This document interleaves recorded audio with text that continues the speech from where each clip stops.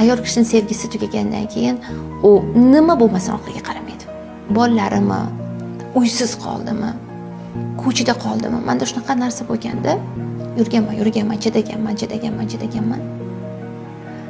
Men o'ylardimki, meni chidashimga sabablar bor deb o'ylardim. Lekin bir kuni men prosta o'sha munosabatlarni voz kechgim keldi.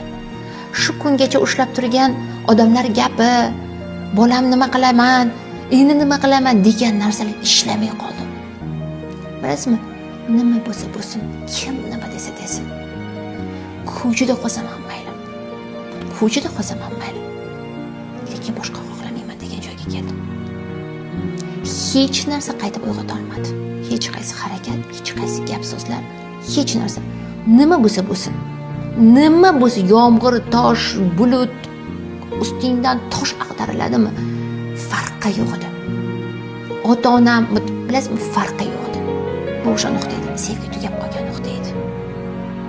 Hech narsa kerak bo'lmay qolsa, uni hech narsa bilan orqaga qaytara olmaysan.